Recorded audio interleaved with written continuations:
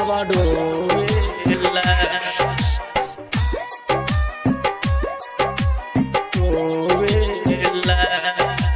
DJ Umesh एगो पगली के याद में दिलवा सुखीपुर बाजार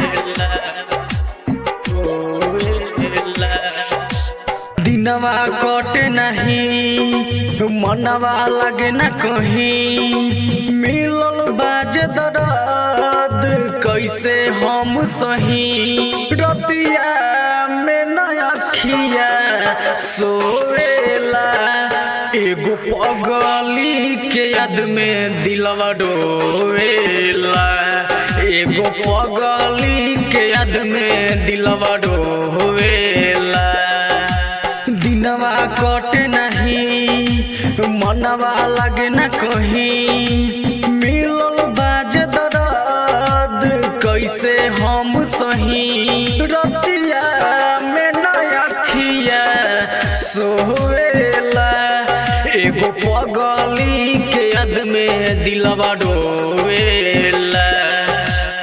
mix by Aditya recording studio बेतरिया।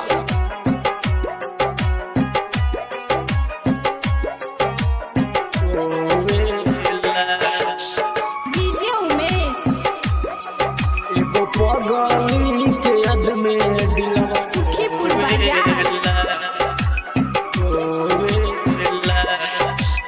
पहिला बेड दिल लागल दिल टूट भइल हजार प्यार करके जिंदगी हमार हो गइल बेकार पहिला बेड दिल लागल दिल टूट भइल हजार प्यार करके जिंदगी हमार हो गइल बेकार मन सपनों में करे जो हेला मन सपनों में करे जो हेला एगो पगली के याद में दिलवा डोवेला एगो पगली के याद में दिलवा डोवेला। Mix by Aditya recording studio Bettiah. एगो पगली के याद में दिलवा डोवेला।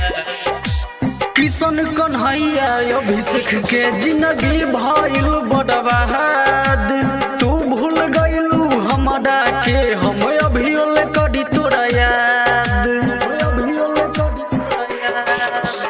किशन कन्हैया अभिषेक के जिंदगी भइल बर्बाद तू भूल गइलू हमरा के हम अभियो ले करी तोरा याद राइटर अनमोल अनिल तोहे खोजेला भाई कुंदन लाल तोहे खोजेला एगो पगली के याद में दिलवा डोवेला एगो पगली के याद में दिलवा डोवेला।